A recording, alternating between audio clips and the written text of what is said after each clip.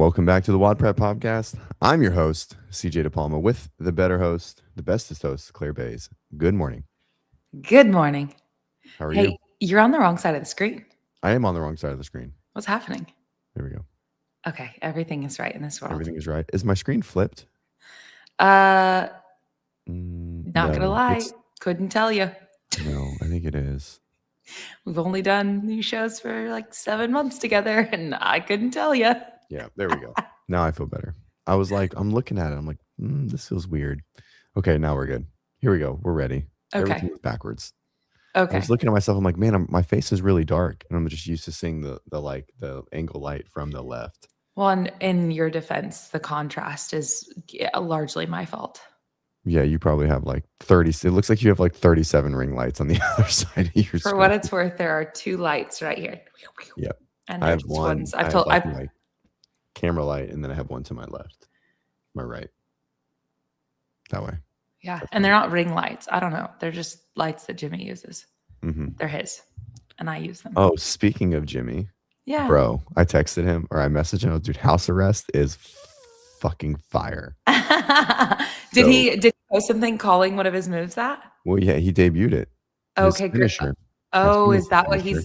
I think I know what you're referencing the move. But I love that he named it. It's like the I don't even know. I want to call it a pile driver, but it's where he picks them up and then slams them. Yeah, I mean it's a spear, but it's a modified spear. Right. No, it's not. Yeah, it's a different move than a spear. It is where he actually like hoists them up and then spears them. Well, so he pops them.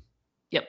Like they come and he he gives them like almost like an offensive line shuck is what we would call like a pop. Yeah. And then he spears them, which is awesome. Wait, let's just pull this up. Hold on. Pull it up 100%. You're going to pull it up?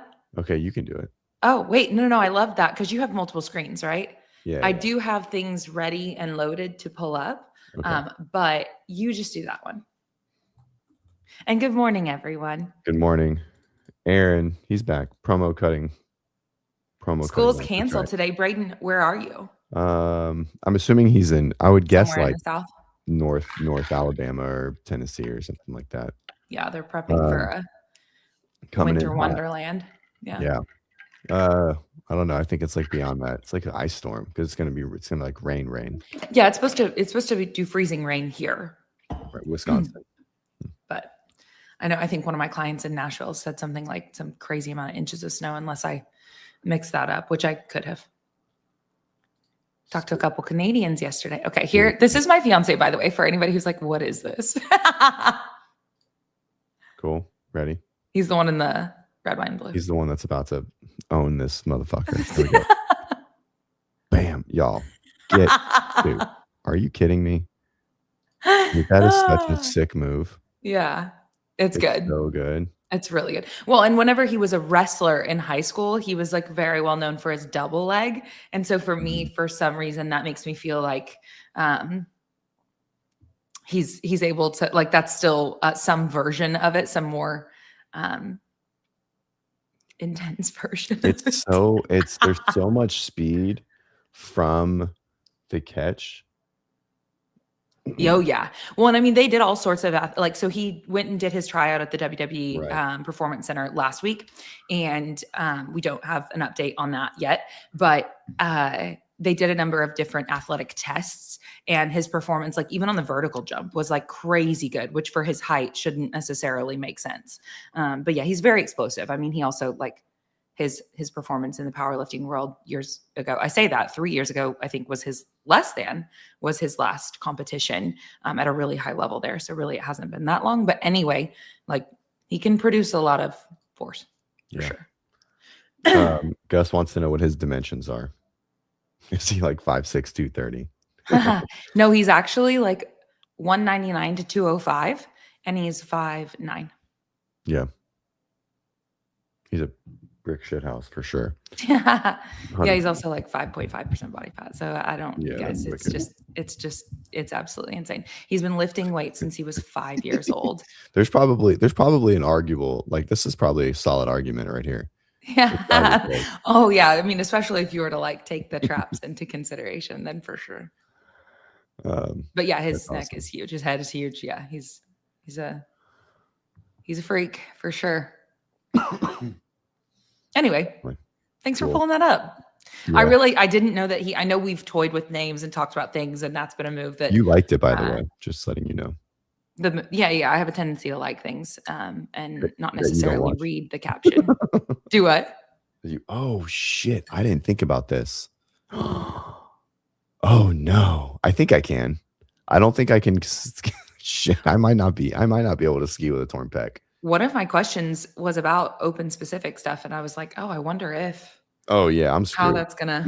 I'm screwed. I mean, I can't do a burpee. Well, we don't know that yet.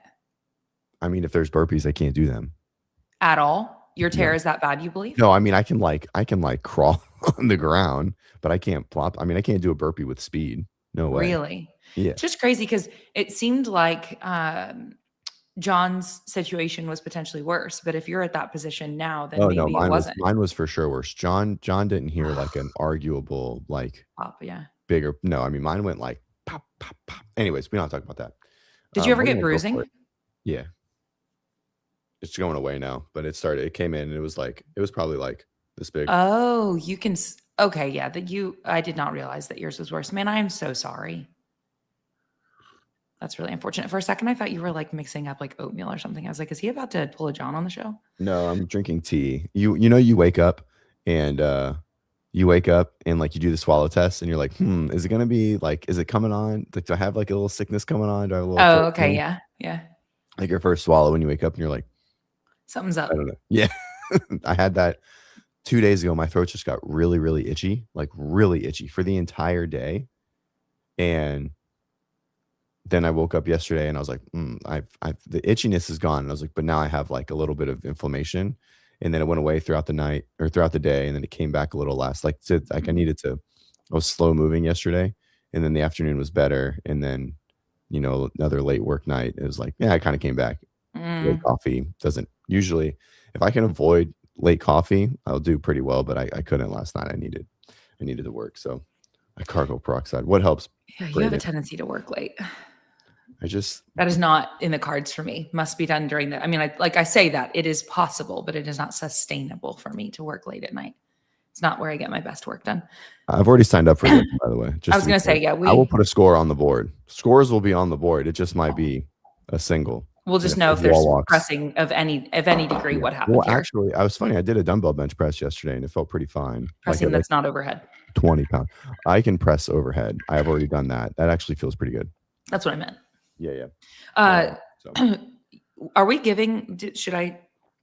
Oh yeah, we should probably open with that. So at the end of the show, how do we want to do this? What should we demand? What should we demand? Should we make people watch some the sort show, of like comments, and then we some sort of comment with frothy emotional appeal with why they deserve it? I'm just kidding, not that. But we'll do it in the next show. They got a comment. So they go watch the show and they got a comment after the show is done, and then we'll read it next show. Does that sound good? Okay. Yeah, sure. Okay. So in the comment is something to the degree of like, why do you do the open? Okay. Yeah. So guys, comment on the show why you do the open, and we're going to give away to one person an open registration. Yep. So, and shout out to Vicky for that. If you've already signed up, do it anyways, and then you can give it to someone else. We'll give it to you, and then you can give it to someone else. Yep. So still do it. And we'll just make sure we revisit it a couple times throughout. CrossFit, I'd love for you to try so we can get your email and do investigative work. CrossFit had a funny question that's also not funny. What would Claire do if Jimmy has to date Rhea Ripley on air? The storylines are crazy. Rhea is obviously, like most people who follow the WWE, she's one of my favorites. So like, one, just no, and two, I love Rhea, and we're just gonna leave that there. Perfect. Someone told him like the week of the tryout to like channel his inner sexual chocolate or something like that. Do you remember that? No, I didn't do that. Mark Henry. Anyway, it's just quite funny. And Jimmy actually trains Mark Henry's son. And so when he's home from college. So anyway, that's cool. Pretty funny. That is pretty funny. That was a fun character for him. Okay. So I wanted to, well, maybe, yeah, I've got a handful of things to riff through.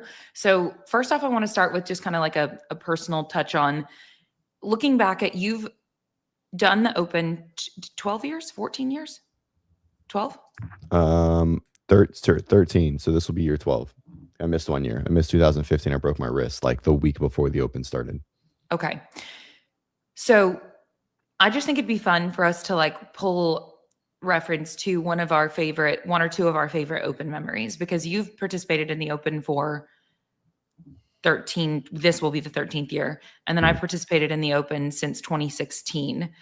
There was a year in there where I did not register thanks to being really ill, like the chronic illness bit. Anyway, tired of telling that story. But I didn't register that year. And I in hindsight, regret it. Kind of like you said, like you're like, oh, I wish I'd signed up every year. But either way, so we got a lot of years of experience of doing the open here. And if you were to reflect back, what's like one or two memories during the open that really... And if you want to think on it and you want me to go first, I obviously have the question loaded. So I think they all definitely like precede 2021, like the change. And so it has to be like years that I've performed well. Right? And when you say the change, what are you referencing? Like when you say like moving to the 3-week open, like where the quarterfinals started and things like that. Not made of glass. Fuck you guys. I feel like I'm made of glass right now. It said paint chips. I know. What? I feel like I'm made of glass right now. Don't worry. I'm working through it mentally, guys. Don't throw me under the bus too much. Cross that. Just give him some support here. And so it's got to be some of, like, there's probably twofold. There's like the social aspect where doing the open with like my closest friends down in Miami when we were training with elite games athletes. It was just fun to be a part of, watching someone like Sam Briggs absolutely dominate workouts and get scores that no one would ever come near. That was always fun and exciting, especially like the age of like my CrossFit age at that point in time. Yeah. But my favorite one, I mean, it has to be like when I did the best. You know what I mean? It has to be when you, like, when I did the best. And so we'll go through. So let's see. So it's probably 2 or 3 specifically, which are basically my 3, like my years? 3 best scores. Okay. No, just like individual workouts. And 20.1. Hold on. That was 10 rounds of 8 ground overhead and 10 burpees. Yep. Guys, I did very good at that. Don't forget it. I remember to work out. Still would have been a very good workout for me. At 95.65. You fixed my burpees after watching me do that one. Thank you. Yep. And let's see, the 100s chipper, which was, I think, 2017, 17.3. Nope. No, not that year. It would have been maybe 18.3 or 4 or whatever. Yeah, it was 18.3. I did pretty good in that one. Okay, you said that was the 100.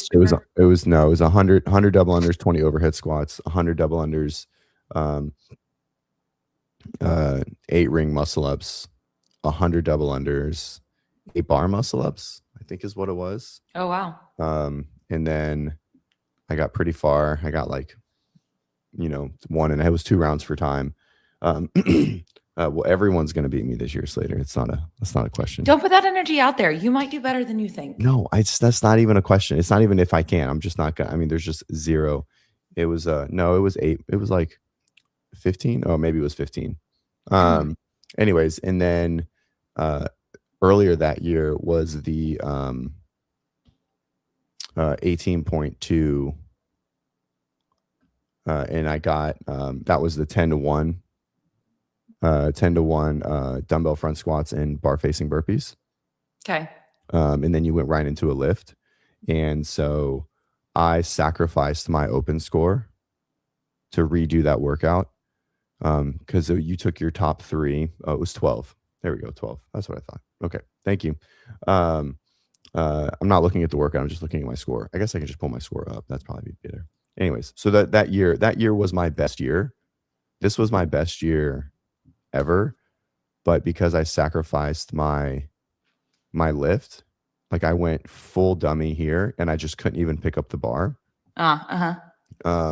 Like I had cleaned 265 or 270, which was good enough for like 12,000th or something like this, and this was like 507 or 510 or something like that. And we had and so your top 3 scores for males went to your team, right? So I redid the workout. Yep. And I dropped 25 seconds off of this time, and Yep. this was my second best score ever, or maybe my first. And I literally couldn't clean the bar. Like I just couldn't stand up. I was in full muscle failure, and Yep. so I got 35,000th on a workout. Dang. But had I even got, I don't know, 265 again, I would have finished top 1,000 in the open, which was always my goal. I never broke it. Wow.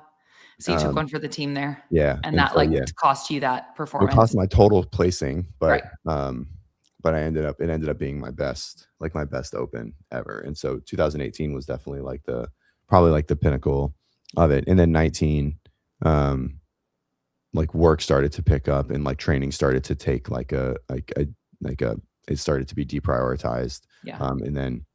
And so anyways, yeah, it was probably that year, because that year was a lot of fun too. Mako was kind of at its peak of the training crew that are like some of my best friends now. Like Carlos was training hard, and Kyle. Yeah. And so it was definitely a good time. But yeah, it was fun.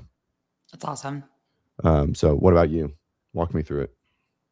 I also just think it's crazy that you were close with that not being in there to being top 1,000. Like you talk about your athletic pursuits coming to a stop at some point, or needing to no longer be a priority. But I, of course, was not around for that season of your life. So that's pretty crazy.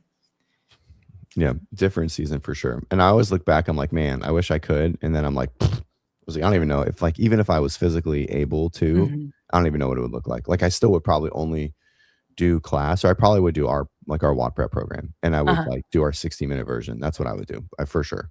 If you could have access to all the movements, et cetera. Yeah. Yeah. So then you just wouldn't train at the volume necessary for that, due to other life priorities. Okay. So I feel like I've got some really good ones. And as soon as you said, I didn't even think about like best performances or anything like that, contributing a score. But once you said that, what was the year that the wall walk was introduced for the first time? 21. Okay. So I remember 2021 doing the wall walk workout. The wall walk double under, the first one. Yeah. And so I did that whatever Friday, whatever day it was. And then Monday I'm at the gym to take class that day, and I don't plan to redo it. And then one of the team members for the gym, and I, mind you, at that time was a member at Coda Norman, which is a competitive gym. Like the Coda gyms are competitive gyms, and they've got stud athletes at like every location.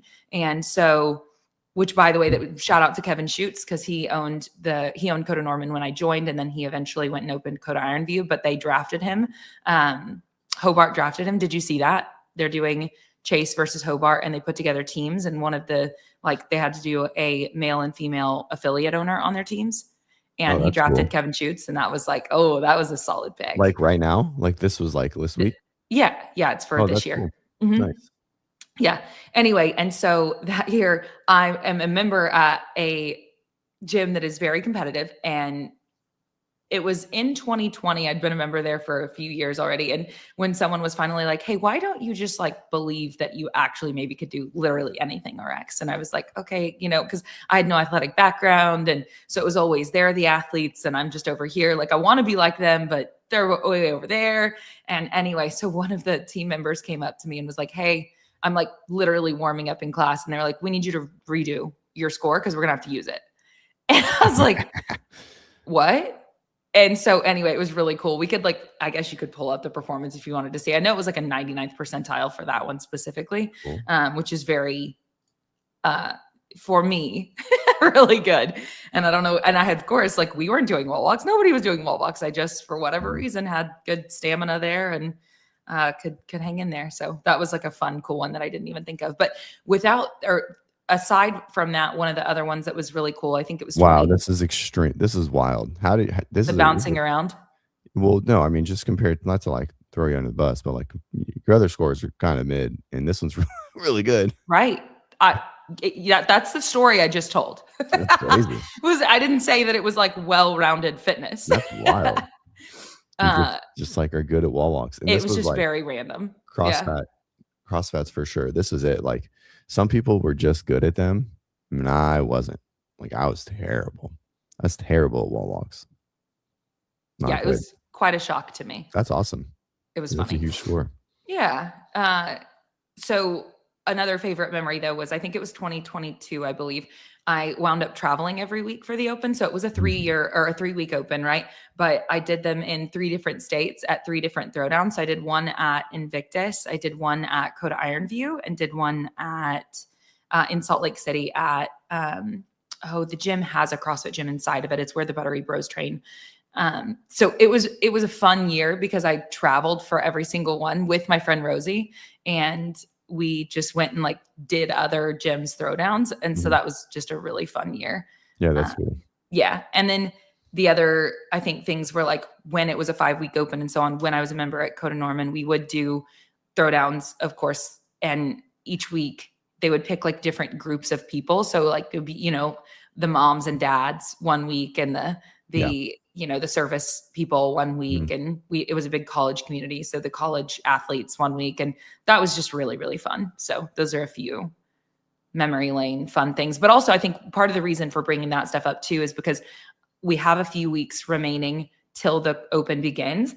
And all of us who are members at affiliates, we've kind of touched on this a little bit before, but I want that to hopefully serve as some inspiration for myself and for others of like, how can we be contributing to our local affiliate this year for the Open? Because oftentimes, yet again, like if we offer to be helpful and come with ideas, that could be really potentially, I mean, every situation is different, but received well. And, anyway, so just like there are some, I love the idea of the throwdowns, and being helpful to those could be hugely helpful. So as we have seen that the Open registrations are freaking crushing right now. Right. That's what I did. I met with Brandon on like Monday or Tuesday, and I was like, hey, I want the Open to not suck. I want us to like put people on the leaderboard. And so I offered up some ideas, and we had a good talk. And so hopefully he manages them and moves forward with them. I think that would be pretty cool. Yeah. Yep. So do you know yet what you're going to do as far as your contribution, or how you guys are going to? No, I mean, I offered some ways that I would contribute, and I'll let him kind of decide what they want to do. That's awesome. Usually it's just like a motivator, and then he kind of like does his own thing, which is totally fine. Like we have a conversation. I'm like, here's what I'm thinking, and here's what I can do.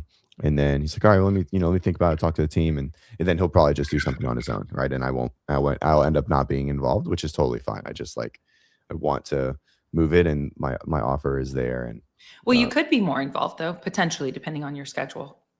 Yeah. I mean, I did. I mean, I offered my time, right, of like doing some like open prep, like an open prep class, or some, like a weekly podcast, or like a podcast, like doing whatever. And so I'll just, whatever he takes me up on, I'm game for. Super cool. I love it. Gus says, Claire with an E, is 29, or was she 29 in 2021? I was 29 then. I am 33 now. Damn. Kidding. The 20s have come and gone. Oh no, my computer's not charging. Oh, pause. Just continue to talk. Okay. I may go ahead and just pull up the next thing. So let's see. Let's get that removed.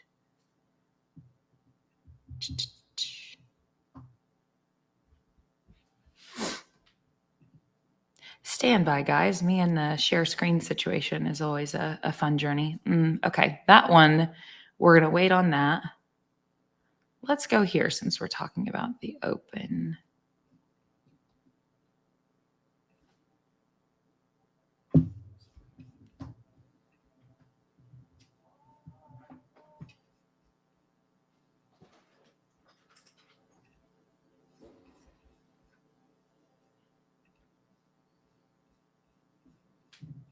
Yeah, CrossFit says Claire's 29 now and is 29 then. Yep, that checks. Oh, thanks, Gus. I mean, it's only 4 years difference, but definitely have lived some life. I know there's a lot more ahead, hopefully. But okay, CJ, I just got this pulled up. Oh my God. And what? What is this? It's just it's a .com workout from the 10th of. Did you get a leak? This looks like the first fucking open workout. Correct. 100%. Yeah. Correct. So simply, you know how I think I told you at some point, and maybe we'll still do that, but it'd be fun to go and look at even last year's open workouts and talk through strategy approach. I know when the open comes this year, we're going to do that stuff as well for the actual workouts, but this would be a really fun one that was just programmed by .com. Like you said, like that's all of the rumors around what the workout may be, lie around something like this due to that video with Dave that recently came out. Mm-hmm. But I just want to talk a long workout with you about, because this is one that like for preparation for the open would be a great workout to do. And so talk through your perspective as a coach of what would you be doing approaching this workout to optimize your score. Oh, okay. So got it. I understand. So this is, you have a lot of transitions, right? And I'm a very big transition guy. We don't need to, we never need to really push, like a machine implement if you're going to move really quick everywhere else. So at the top, everyone's just going to sprint it. And so we don't really talk about the strategy for those athletes because there's no limiters here. You just go, and it really ends up being everyone's like so someone like Gus is a great example. It's a really good workout for Gus. And so, Gus is probably going to row in the 1500s most of the time. And he's going to be doing about, I don't know, 16 to 18 burpees in a minute, and he's going to use the dumbbell snatches as the recovery, as most people should, right? You want to turn the dumbbell snatch kind of aerobic, so you want to go a little slower. And some people at the top, like a Colton, won't. They'll just rip it out, right? And so, a lot of people are going to try to sprint this, but it's 90 calories on the rower. It's 90 of everything, by the way. Right. And so, 90 burpees, 90 dumbbell snatches, and 90 calories on the rower. So this is longer than the 15-minute one that we did last year, but it's got a lot of the same feel. Being able to transition on and off the rower quickly is pretty important. And so you want to find a row pace. Like your 2K row pace is probably too fast. So probably something just a little bit slower than that, whatever your 2K is. So probably somewhere around your 5K pace is what you're looking for. But what you're mainly trying to do, if you have no idea what that is, the goal is to be able to get off the rower and immediately hit the ground and start your burpees in your stride, like in your, whatever that burpee pace is. You don't want to use the row, any monostructural implement, right? Box jumps, burpees, not for most people because they can't really turn them aerobic, but like running, any machines, like just something that's kind of cyclical. The goal is to pace it to where you can go right to whatever the next implement is with no rest, no recovery, and do the next implement, because 5 seconds slower on 30 calories is kind of a lot, right? Or 10 seconds slower on 30 calories is a lot lower effort, right? Like you can really save a lot of energy there. Yep. And then you can gain 20 to 30 seconds on the burpee. So like say you want to row at 1200, that's 30 calories in 90 seconds. But then you take a 20-second break to start your burpees, and then your burpee pace is like 4 or 5 burpees less a minute than you would want to do. So sure, you rowed maybe a little bit harder than ideal and you gained 10 seconds or 15 seconds, but you just stood around for 15 seconds before you started your burpee. Mm-hmm. So you wasted that time. That time is all gone. And you used more effort, right? So use the machine so that you can keep your burpee pace up to par, right? That's always the biggest thing. That's like piece number one, right? Because the burpees are what's going to get most cumbersome and like be the biggest pain in the ass for most people. Yep. So pace the row so that you can keep the burpees at a good pace. And the dumbbell snatches, you know, I mean, this isn't for everybody, but a lot of people, we want to be thinking the dumbbell snatches are unbroken and relatively controlled so that we're breathing each rep, right? Don't speed because through yet them. again, if we look at that transition, we're coming right back to the rower. Yeah. And then we need to be able to get right back on and just keep. Right. And there's also a right and wrong way to get on the rower. If you guys didn't know, I made a bunch of videos about them last year, and you should go watch them because where are those videos? They're on my Instagram when I actually cared about Instagram. Do you want to watch it? It's a funny one. If you would like to show us. Here. Yeah. Well, I know another thing too with the burpees is like I mentioned about whenever I did that redo of 20.1, and you were like, why are you burping like that? You know, simple things like that. I know that there was a video that was just put on the WODprep page, I think within the last week, about burpees and getting your chest down first. And anyway, simple little tweaks like that make a huge difference over the course of a workout with 90 reps of anything. Mm-hmm. Let's see. Oh yeah, here it is. You can pull, you can pull this workout down. Do you want me to pull this down? No, I'm going to share. Here we go. Oh, add to stage. Oh, I think you have to. Yeah, we need to remove mine. There we go. Go ahead.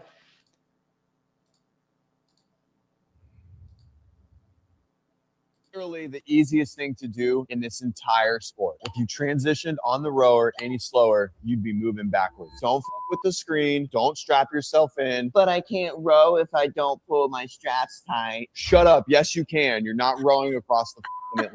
Sit, pull, foot, go. It's that simple. If I see you do one of these,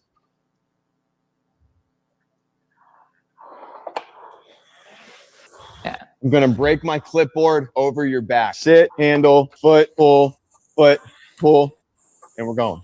Yep. There you go. Yeah. Anyways, that's how you get on and off the rower. Fun fact. I love it. Yep. I remember that was, as you talked about transitions, I remember being at Coda Norman for years, and Bryce Collier, the founder of Coda in general, he always said transitions win championships. And we absolutely practice transitions. 100%. On everything, but certainly on the rower. Yeah. There's a right way. And so, yes. So coming back to the workout, there we go. Coming back to the workout, I think that's super important. And yeah, I mean, I think the row sets up the rest of it. So you need to know your row pace, and be able to sustain whatever pace on the burpees, right? Don't let the burpees get slower. Find the pace, hold the pace for the entire time, right? Well, dumbbell snatches are the rest. So you got to figure out how to work with that. Love it. Mm-hmm. Love it. And then, yeah, I'm just thinking with that, like you said, the burpees are going to be the most laborious. Laborious? Is that how you say that? The thing that's going to eat people's lunch the most in a situation like this. Mm-hmm. And so then that pacing, like knowing if you're someone who needs to step every time and things like that, just to slow yourself down a hair so that way you can keep moving. Yeah, I was just thinking this. I was like, this feels like a really good open tester for a bunch of athletes. Right. So I could see this being the open workout, by the way. Well, yeah, it just seems like a great one. Even if it is or is not the open workout, it seems like a wonderful workout to do in preparation for the open. So, okay, cool. That's that. Jenny's here. Hey, Jenny. What up, girl? I'm gonna do this workout today and see how bad it is. Ooh, okay. Will you DM me afterwards? I'd love to hear about it. I'd love to be near enough by that I could just come do the workout with you, but that is not the way that it is on this day and the weather. Okay. Next thing. Let's see. One of the things I wanted to bring up, I know is going to kind of get you going on a topic for sure. So where do you want to go nutrition next or coaching next? Whatever. You want to go coaching next. That's going to probably eat up a good chunk of time. Huh? We can do nutrition. Okay.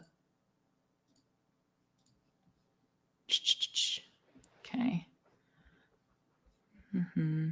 Well, this one's not going to take long, but.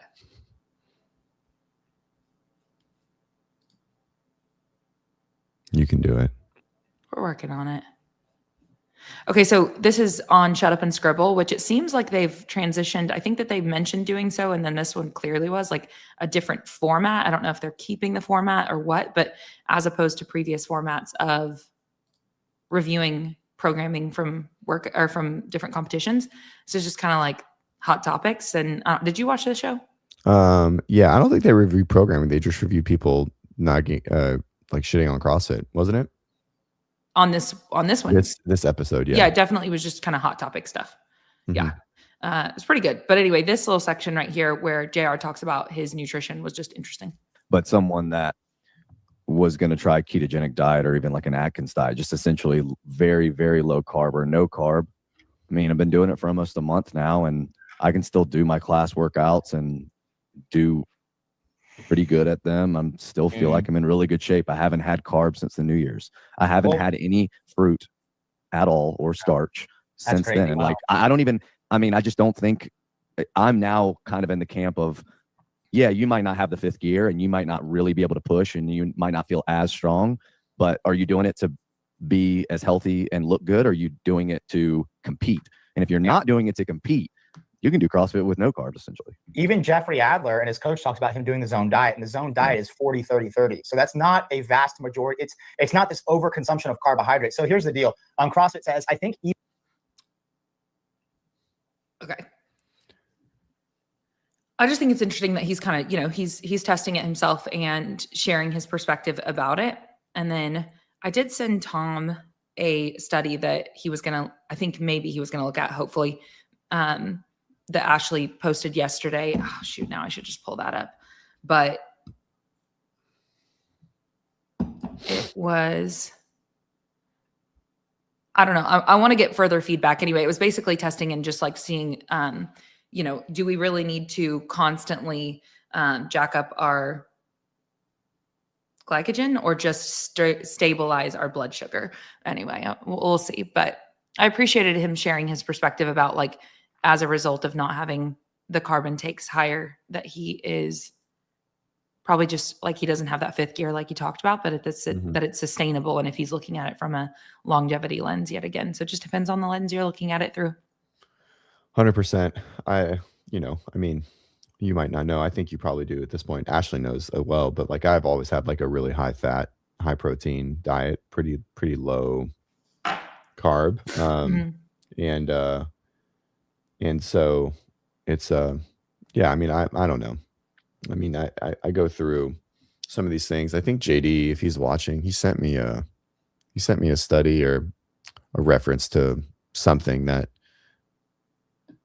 pretty much said, here, I'll pull it up.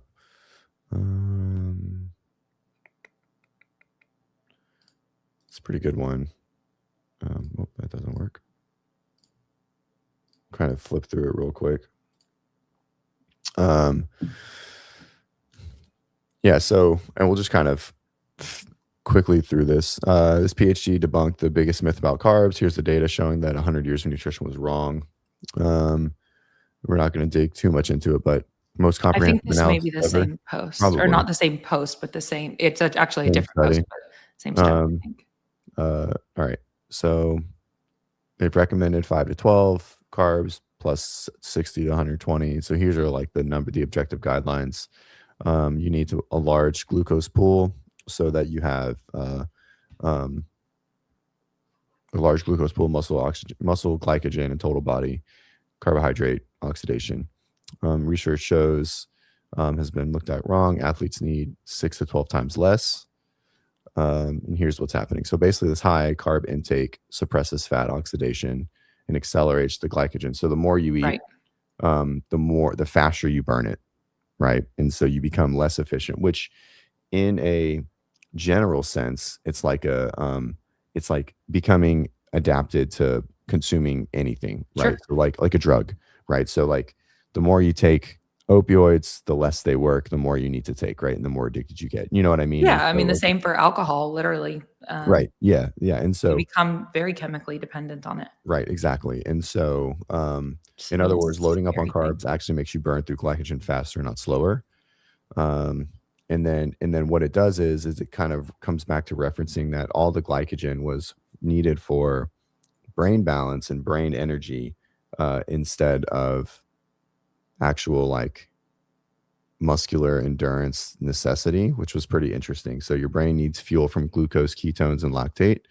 When they drop too low, your brain protectively limits exercise. And so, yeah, it's an interesting one. I'll put the link here, you know, and then everyone, and then WOD Science comes in, and kind of debunks it, which is pretty interesting. Yeah. Well, that's where I was like, a lot. there's always where's the dog in the fight? And anyway, it's just interesting. I think that definitely we don't want to, I don't know. Overconsumption of carbohydrates to me seems like a pretty scary thing personally, but anyway. So it's cool that he's sharing his opinion about it, or his experience, I should say. Would be fun for Claire to come down and do a workout with me. Oh yeah. Heck yeah, girl. It'd be super fun. I'd do it. Let's do it. What workout should we do? CJ, you want to program it? You and Jenny? Yeah. Sure, I'll program it. That workout will be a good one. That's you do some barbell cycling. I feel like Jenny's pretty good at barbell cycling and gymnastics. And so I feel like we should do like I don't know, like what was that short? There was like a bar muscle up one in the open. It was like power snatches and bar muscle ups, but you could do like power snatches and chest to bar. I don't know. I'll have to refine it. 2016 maybe. Anyways. I don't know. Jenny, what movements do you want? Okay. Now we'll go to the one that is definitely gonna 7 rounds. 7 rounds of what he just said. Let's go to the thing that I think will be fun for you. Sick. Let's party. Yeah, I think I haven't had a chance yet. Again, not like really what. Obviously, we know I'm fascinated with the conversation about nutrition. And then that study that you just pulled up, a different thing referencing it. I read through it yesterday and I was like, I don't have time to do sufficient diving into this to see where this all comes from, but I'm curious and have to probably just leave it there. So not a whole lot to add. Okay.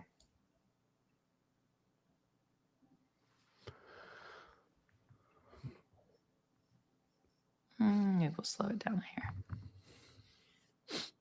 I'm going to lean on having a good remote coach. Yeah. Why? Maybe coach or having a good. Sorry. Do you think like which would you say will yield the best result?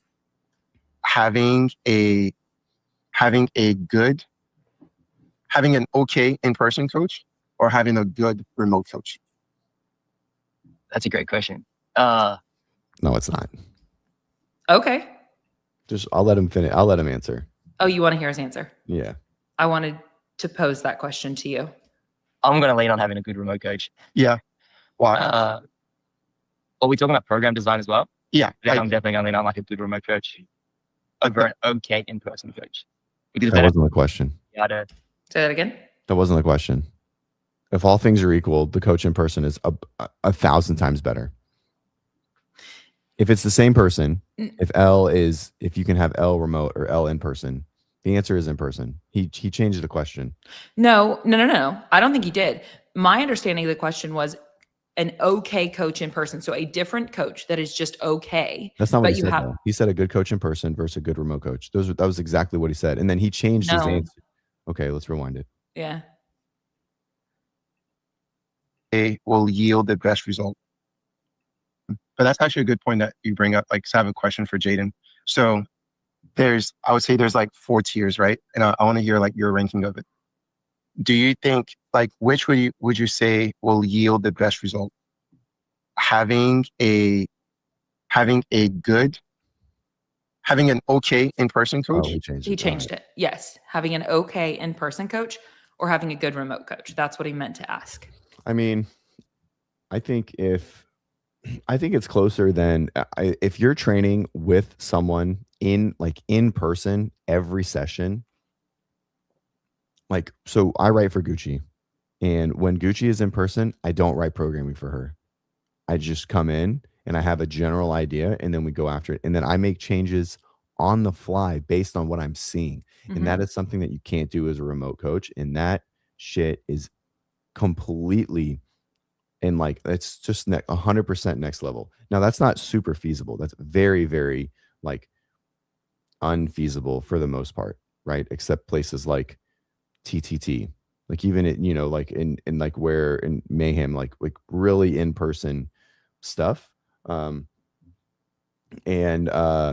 so I mean, yeah, I mean, someone with more experience But that has like the more knowledge to get you where you want to go is probably better overall.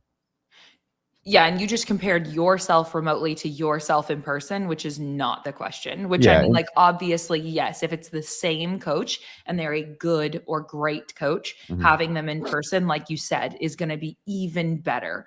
But like, it's just an interesting thing to take into consideration, because you could have an okay, or say even like a coach that loves to be here, but hasn't really even figured out how to like see movement right. effectively. And I mean, that's the whole you reason why know? people get remote coaches, right? Is because they're in person in their gym, can't facilitate their needs. Right. And so that was just an interesting takeaway, because in a perfect world, we would all be able to have good coaches in person, putting their eyes on us, like you said.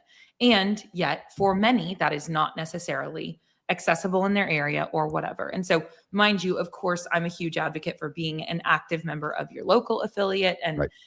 all participating in all the things. But it definitely is also just all of these hybridized versions do exist, because having a coach, and even if it is that movement pattern feedback from video that is after the fact, yes, you don't have the ability to make those real-time adjustments, but it's still, you're getting significantly more effective coaching even after the fact than if you're being coached by a coach who loves to be here but doesn't yet know how to see and correct and things like that, right? So we're all somewhere on that spectrum and journey, but it was an interesting question, because I'm just like, the power of having an effective coach, the power of having a really good coach see you move and help you move better and things like that is a game changer to an athlete. So I mean, I'm preaching to the choir with that. That's literally, what you do. But I thought the question was, I don't know, I liked it.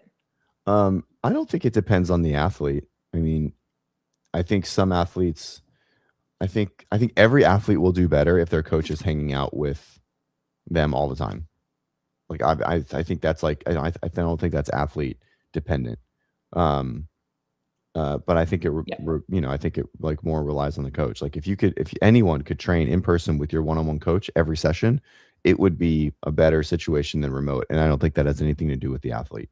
So I want to bring this back up. So Gucci's had a lot of strength gains lately, and I reached out to John back in November after kind of Gucci season was done, and he had been posting like, oh, my athlete got a 50-pound bench press PR, which I was like, these numbers are insane, and I was like, show me what you do. And so John kind of walked me through what it was, and I chatted with Gucci, and I was like, hey, do you want to run a strength cycle with John, integrated into our off-season design? And she said yes. And so he's been writing her strength work for, and she PR'd every single lift. And so that was awesome. It was super impressive.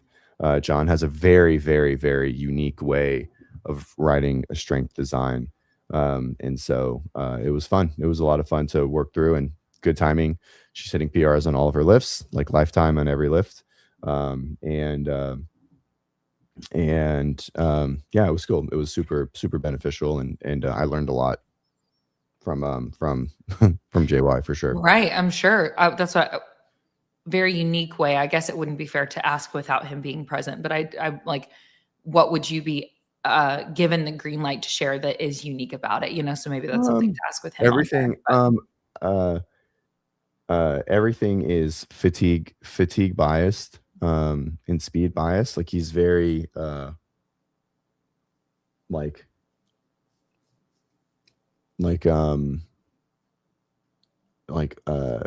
think. Wait, say that again. I'm sorry. Everything is like fatigue bias. So everything is about doing not a lot of volume, but triples like the entire training cycle until basically the very end. and doing them under a decent amount of fatigue based on what we did prior. And so it was just an interesting way. The jumps are crazy. Like none of it makes sense when you look at it. Like it's a very simple plan, but how he makes adjustments. And Gucci also just she's not scared to lift. And which so, is huge. Huh? Which is, yeah, like you know, she doesn't have a lot of fear lifting, which is really, really important. Yep. And so it was interesting, right? You know, and so when you say under fatigue, are you referencing that he like has them get fatigued in that session and then go hit these lifts? Is that what you're saying? Or yeah, kind of like just the way that it's designed. Okay. And yeah, it was good. I learned a lot. And so he's gonna like do a little, I don't know, like a walkthrough for some of the coaches and stuff, I think it's good to learn. Speaking of that, I have been enjoying Matt write his stuff. He wrote out another thing, Torres. He wrote out another, like how to balance a week, which I thought was pretty interesting. Let's see if I can pull it up. How to build strength without losing your engine. And so it was another interesting one, like how he does his splits. And so 3 times the weightlifting. And this is basically just like a conjugate method. And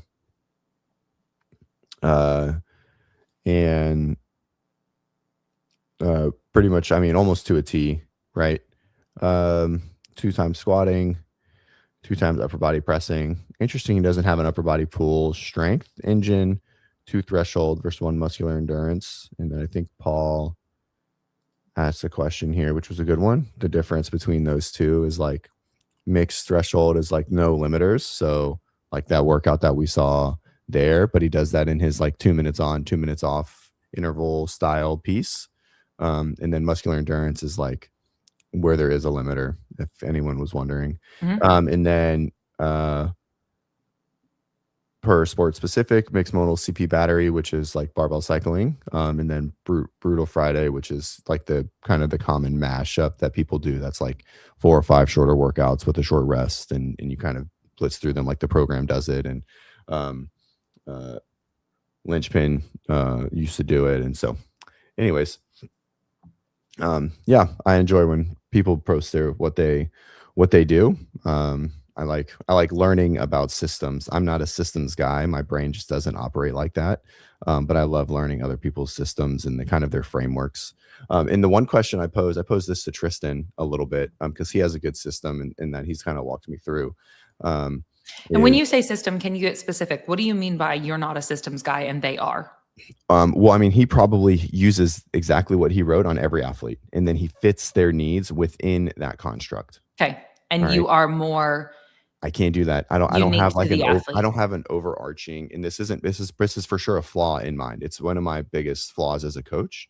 And so Jeremy, I don't think it is. And so this is the difference. And so that structure that we just walked through, yeah, I would bet that Matt uses that as the blanket, and then he fills in the gaps based on the athlete. And so filling in the gaps means additional work outside of that. Like that's the baseline, and then there's additional stuff. No, I think he fills in their needs based on that specifically. Like if an athlete needs to maintain strength while training, he does this framework, he lays it out in the week, and then based on the athlete's lifts and needs, he puts it into that exact framework. That's what a framework is. Sure. Right? And then he could potentially strip out certain pieces of it all together and bring something else in that is more specific to that athlete. Is that a fair statement?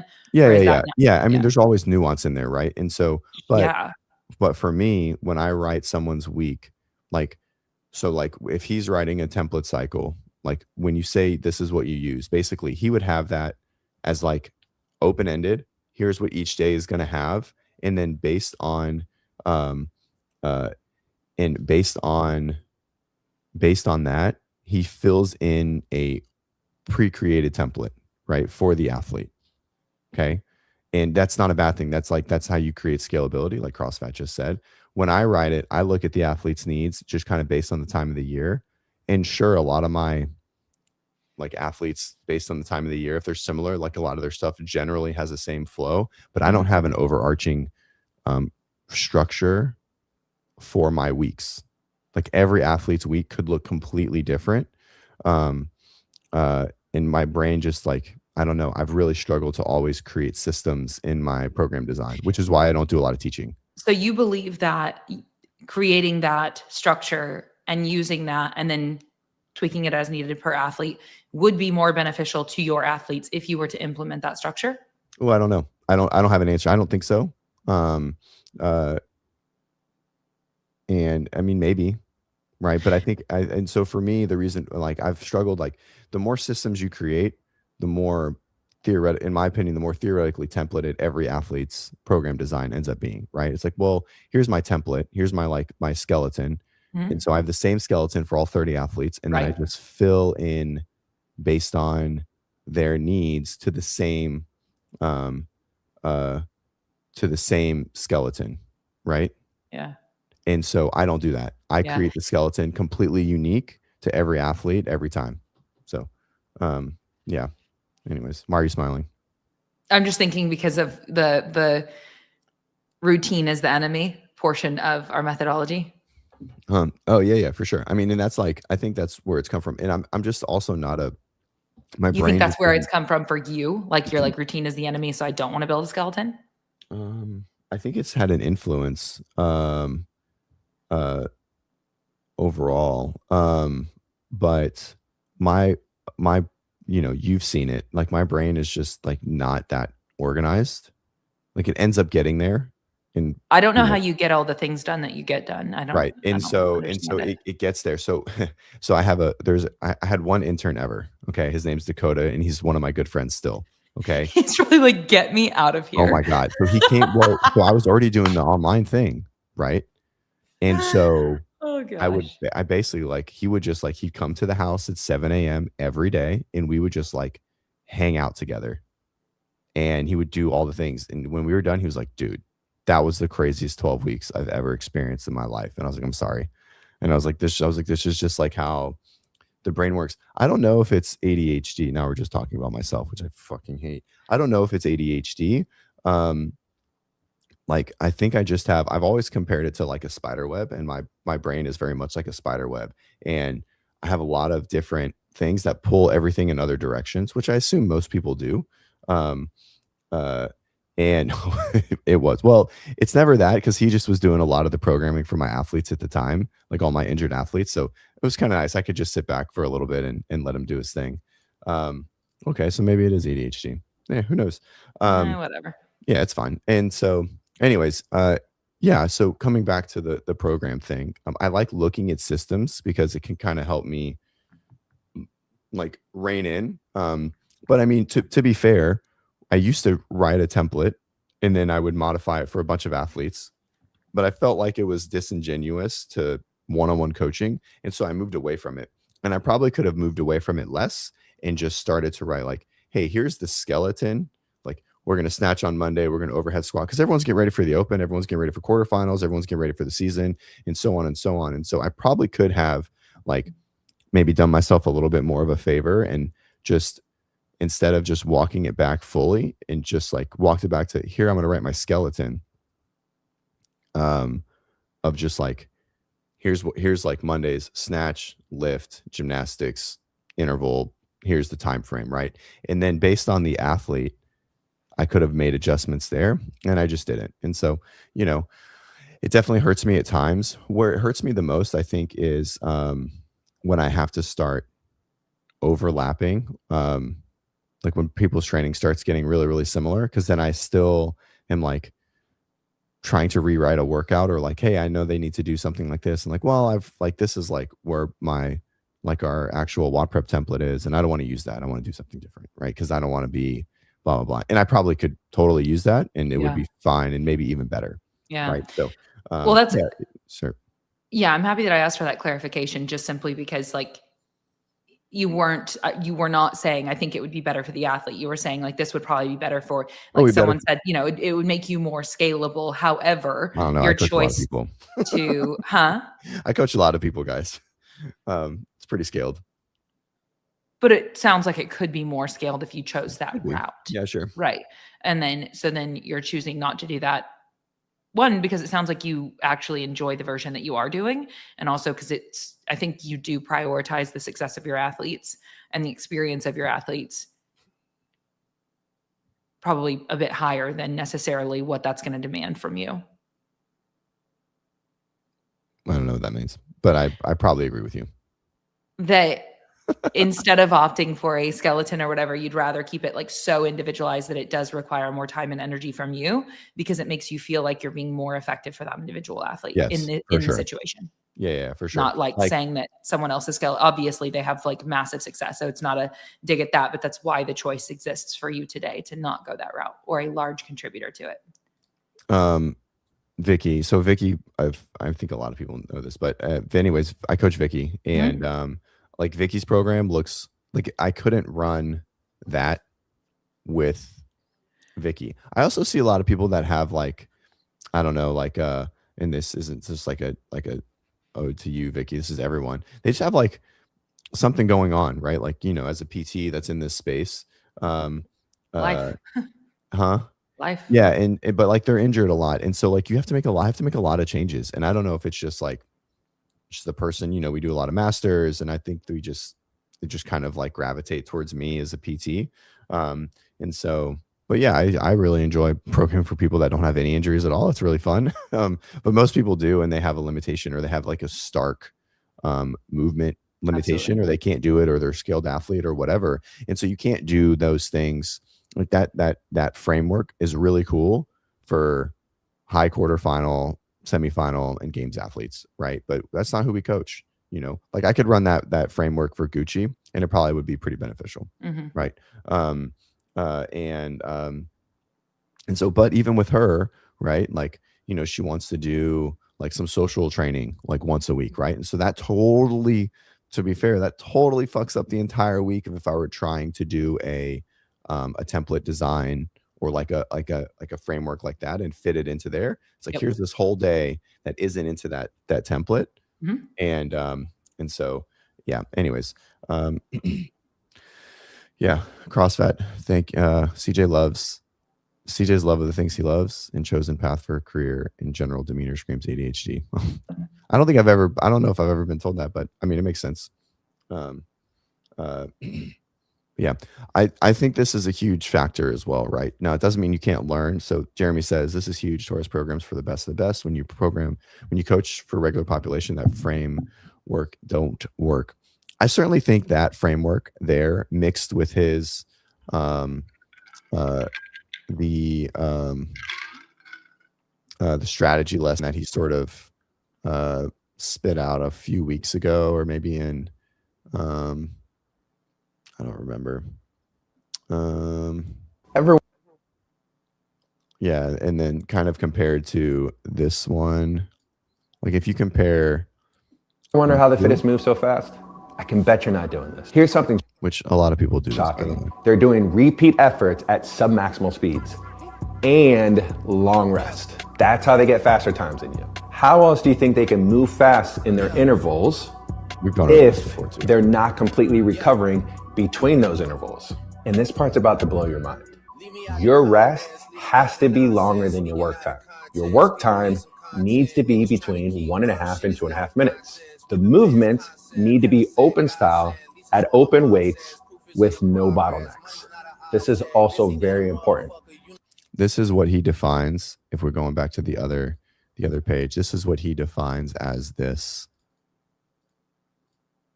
session right here, this mixed, this 2 times threshold mixed. Yes. Okay. Yeah, exactly. This is, God, just, we've talked about this before.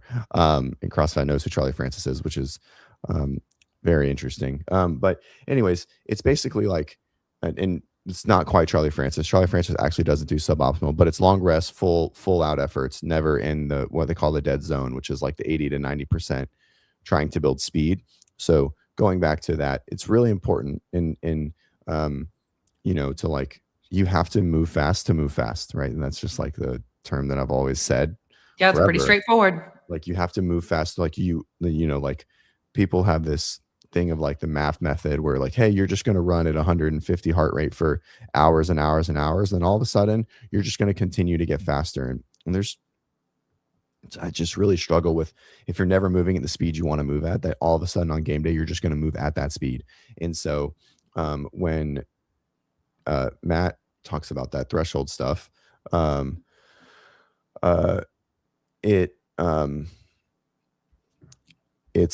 feel like people are doing it. What I feel like that Matt might have a little bit of uniquenesses relative to a lot of them is they're doing their thresholds like kind of like longer bouts, like 4 minutes on, 2 minutes off, right? Which we would consider more like VO2 max training there.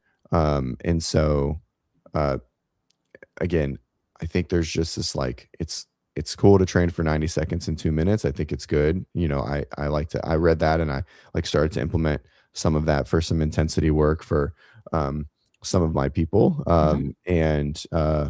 But you know, some people just don't, that doesn't translate really well for everyone to 6, 7, 8, 9, 10, 12, 15 minutes. Like it just doesn't.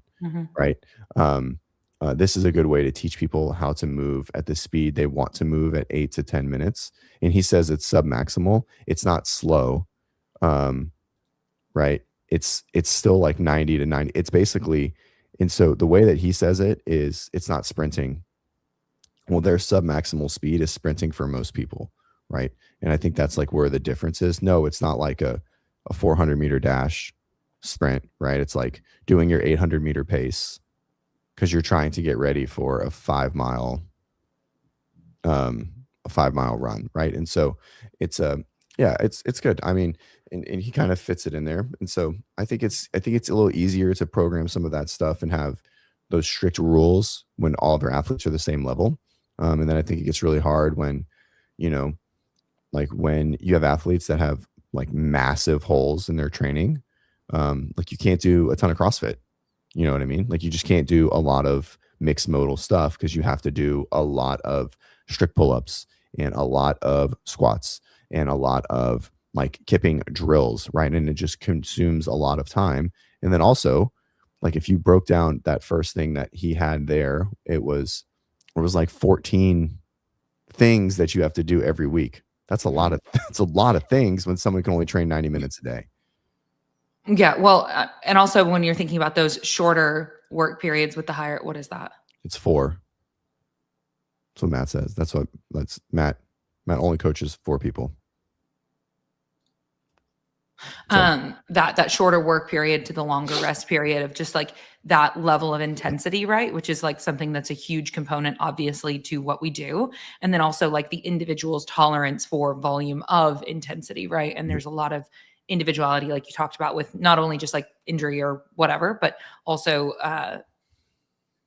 like that some people are going to access, like, for example, I don't know, I would imagine John Young probably, like, when that's the structure given, can probably go like really freaking hard. Whereas like another athlete maybe doesn't yet have the psychological tolerance to like go as hard as they truly can and should in that time domain as well. Does that make sense? Yeah. And so I think it's like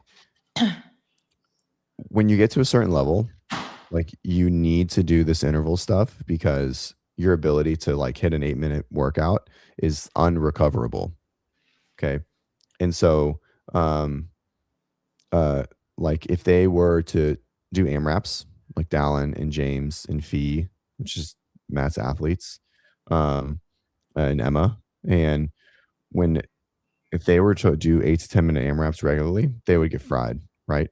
But for someone like Vicky who's in here, like those are really good for her, right? Because like her intensity just is nowhere near what theirs is, even if relative to that athlete.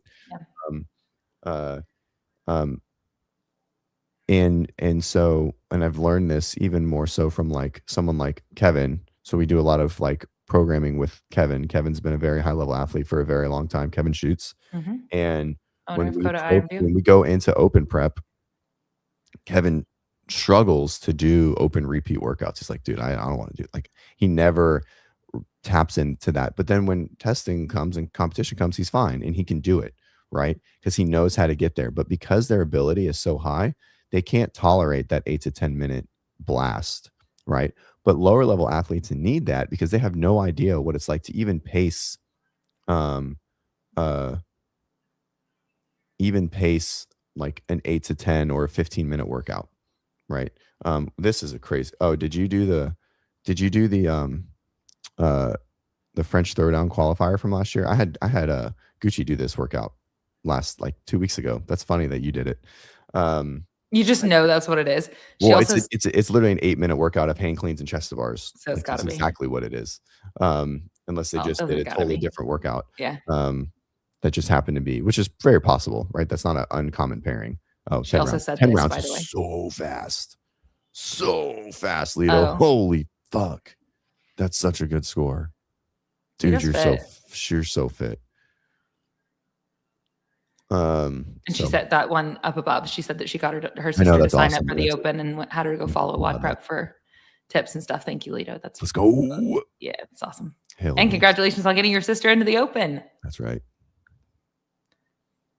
10 rounds is smoke, by the way. That's like, that almost wins the workout. Just What was it? What was the, I mean, I understand the two movements, but what was the it's structure? 10 hang power cleans, 10 chest to bars, 8-minute AMRAP. 10-8. What's the hang power clean loading? 75 pounds, right? I think. Yeah. Here it she has to just be said, I don't 75. often go to that dark place, though. Yeah. Dude, that's And like, that's Rhabdo City. That bicep, that eccentric bicep fatigue. It's a tough one. 100 chest bars and 100 hang power cleans in 8 minutes. Smoke. Ooh, I would have come second looking at last year's scores. I don't think it was 45 kilos. That's not right. It has to be, I think it's 35. 45 would have been 100 She's the one pounds. who just did it. I know. I just don't think that's what it was. Maybe it was what her version was, which then just makes it even more impressive. That would be even crazier. But I Oh. don't think that was the actual workout.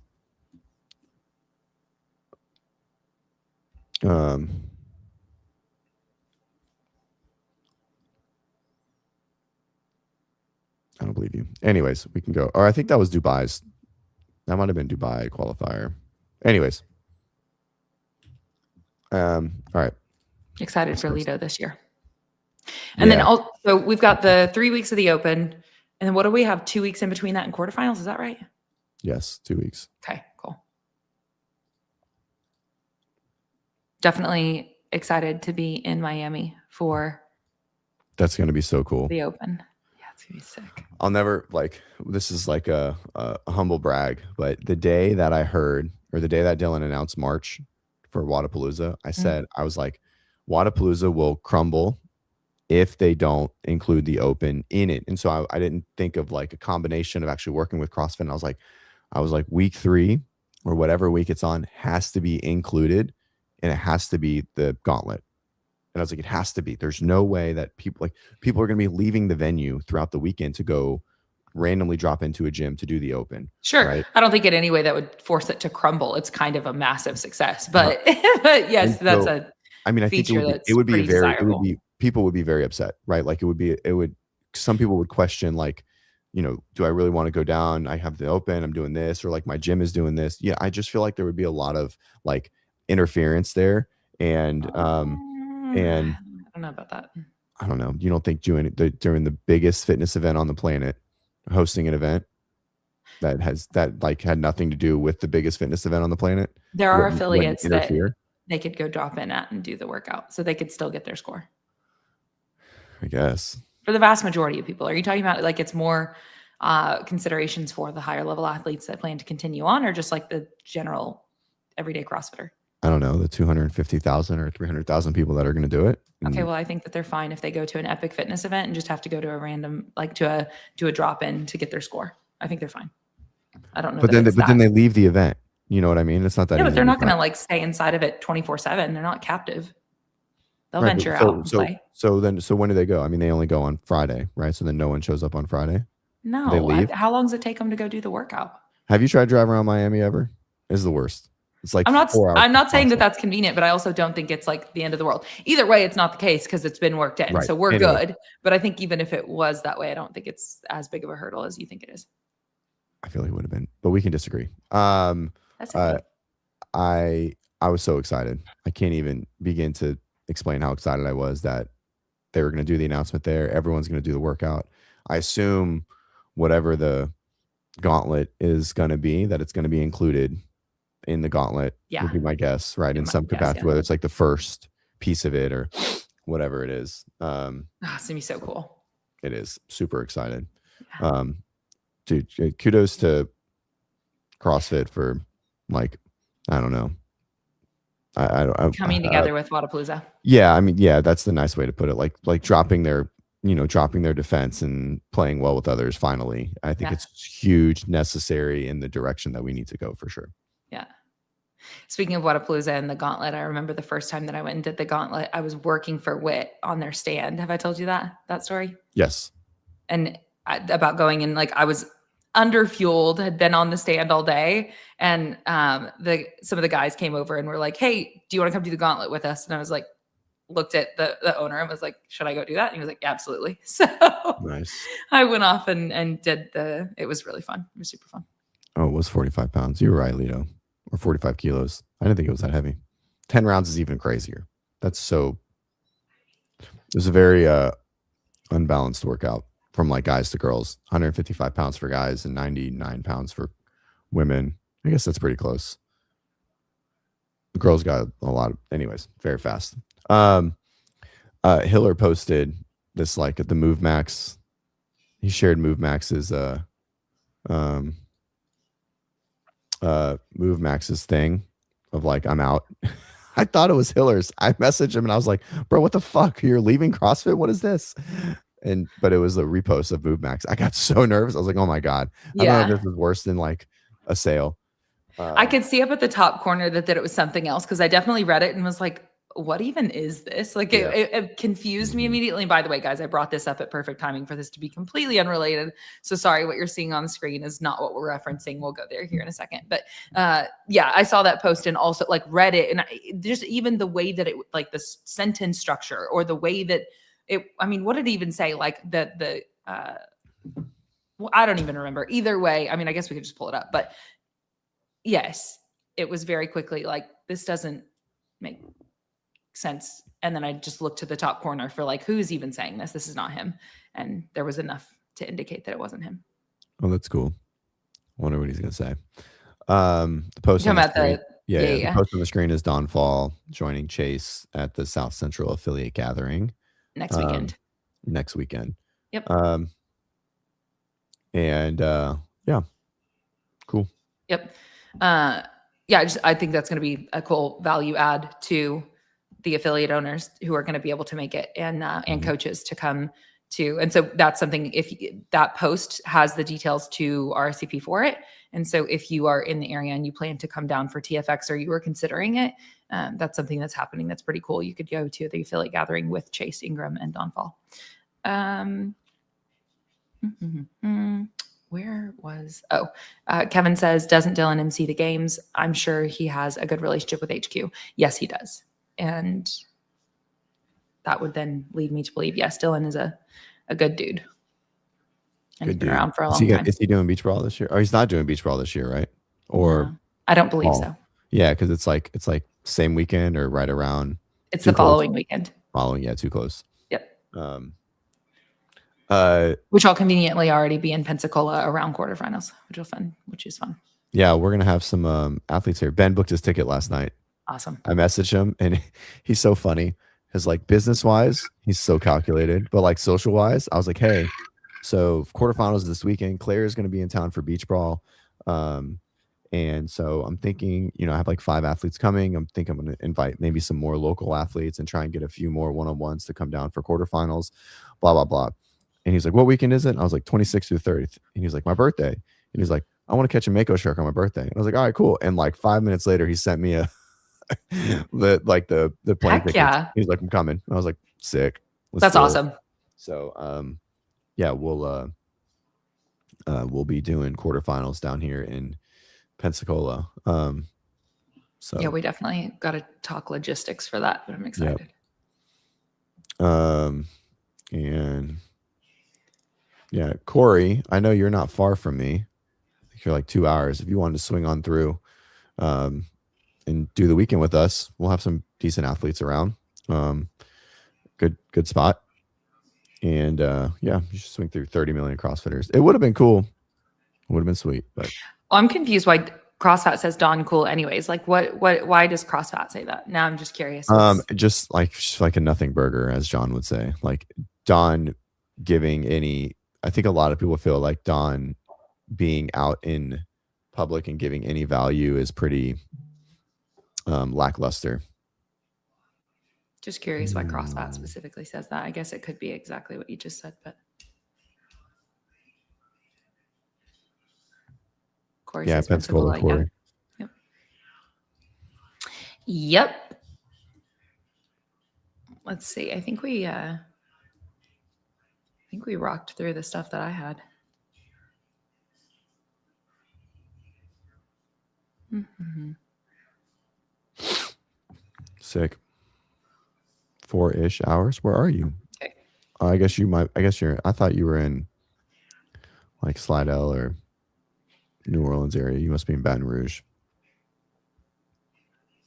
That's still not far. Yeah, 4 hours. It's up to you. Invites there, buddy. Yeah. Anywho, let's see what else. Are you gonna take a look at what was sent to you? Did you send something to me? Oh, Not from me. Oh, from Vicky. Yeah. My PI. Since I have no idea what any of it is, we have officially made our way through what my stuff was. Let's see. Whoops. I will say I've been working for WODprep for like 3 weeks now, and it's been good. Yeah. How's it going? I'm having a good time. What's the biggest positive surprise that you've come across? I don't know that it's a positive surprise. I mean, they're like the choice to come work with you guys was definitely like, I would like to say one that was thought out, like it wasn't just on a whim. And so it was largely because after watching you guys work at events and being able to be around and be a part of the team, at some event and then be around the team, like one, I just really like the humans, and two, the dedication to the thing, right? Like everyone who's there that works for the company gets along with one another extremely well, but also like is really, really sincerely interested in the success of any athlete that walks into the booth, much less your athletes that you actually work with, and is highly effective at it. And so that's where I was like, that's really collectively really cool. So I don't know that it's a surprise as much as just coming in and getting to meet more of the personalities that aren't at the events that work for the brand and everything that's going on. It's just been cool because basically like there's just people that wear the hats that they should wear that then allows everyone to kind of thrive in their what we'll call zone of genius, you know? And so I think that's been the coolest thing, is to meet the people doing different roles, bringing it all to life, and see that it's just been cool to work with a team of people. Cool. And what's not like try to wear so many hats myself, basically. You're wearing a lot of hats. Stop that. Well, but not as many, because there are hats that I shouldn't have been trying to wear for myself, that I was trying to wear, that Sure. This is like, wow, look how good this is, because the right person is wearing that hat. Oh yeah, for sure. Yep. That's like, I've said this a ton of times, right?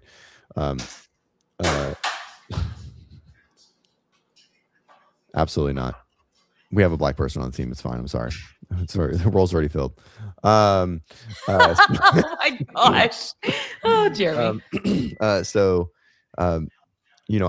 left like a pretty successful business to do this. And success, like, it was growing, and I could have continued to move it in that direction. And so very similar to where you are, right? Like it was, okay, I can create a course, I can coach one-on-one athletes, I can do all of the things that I do at WODprep. I can do that on my own, right? Like I was already doing it on my own, like as I was doing it with WODprep. Yep. And so I could get all of my money. I don't have to share any of it. I don't have to take percentages or whatever it is.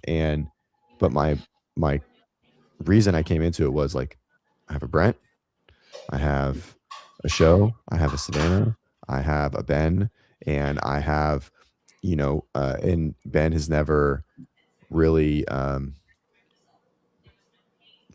like been my boss, and kind of just let me run portions of it. Yeah, I And see you guys more as like business partners. I understand. Right. There's head coach, CEO, founder. Yep. But yeah, you're very. And so it was like, do I want like an entire grape or do I want a slice of the watermelon? You know, and so like slice of the watermelon is way bigger, you know, and so that was there. And yeah, it gives me autonomy, right? Or where it was. Yeah. So. And I think that definitely is like, the whole goal throughout the journey of coming into the fitness industry and figuring this, like, it's all just been so not what I thought it would be or whatever, but then finding the way has definitely been like, what is, to me, a North Star of it is like, what is the way to make the most positive impact possible? And that then, you know, so that's come at a cost of over the last few years, making so much less money than I was making in my previous career, trying to figure that out, whatever. But anyway, yes, coming to work with WODprep is definitely like, I think that collectively you guys are doing something awesome. And what's the negative? What's the negative so far? What are you like, man, something the negative to doing so? Yeah, no, to like come like, so like, those are like the positive, like what's like something that's like, I don't know, surprising that, I don't know, maybe like isn't like 100% awesome. Challenge you to not be misoptimistic all the time. Have you met me? Do you even think my brain works that way? You can do it. Think about it. If there's been any challenge whatsoever, it's literally the adjustment to my availability, which was the plan, but having to restructure. I already have other priorities. And then I dumped on a number of hours of work, which was the plan. But if anything, it's just the adjustment of that. But yet again, it's like for good reason. So cool. That was the plan. This show. Perfect. Jan's right. This is the worst part of it. Yeah. Having to converse with you. The worst part. Wouldn't that be the worst? Wouldn't that be terrible? We talk way too much for that to be a thing. Seriously. Anyways, Vicky sent me the open participation in the signups. So we are at, what did she say? 43,678 as of yesterday. Which is very much on par with some of our biggest years. Which is awesome. Yep. First day signups were huge. Europe coming in hot, which is really surprising. Wasn't it over double last year? Like the signups on day one was over double what it was last year. Is that right? I don't know what the number was. But I would guess it's probably more. Jimmy, people in the comments are saying, I hope that's Jimmy clanging around Claire's house. And then someone said, Corey says, or is it Jimmy practicing coming off of the top ropes? So they're aware that you're here. We did actually open the show showing your debut of your house arrest. Yeah, CJ brought it up. He was like, this is sick. Oh yeah, remember guys, don't forget, make sure to comment after the show in the comments why you're doing the open, and we'll give you a free open registration code. Okay. All right. So yeah. And if you have already signed up and we choose you, we'll give you the code and you can give it to someone else. Yep. Europeans showing up, which is super surprising. I feel like that's like a conversation topic. Maybe we have like Jan and Jake on of like, why do we think they're showing up? You know, is like, is the storm over or whatever? I don't know. It's a pretty interesting one. Oh, the different, they're crushing it. Why they're, coming in. Well, they've got a competition. What is it? They're calling it like the Tri-Cities competition, I think. I have no idea. I think that, different affiliate owners are competing to get the most signups, and they're like crushing it. CrossFit Black Edition has 365 people signed up. This is the next thing.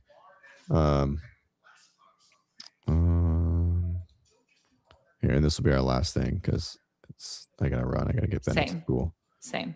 I love it here, but I got other stuff to do because I work for you now. You certainly don't work for me, but work with me. All right, CrossFit Black, dude. 365 people is crazy. Cool. Okay, wait. This is by affiliate. Okay, so then it's United States. Then is that what, UK?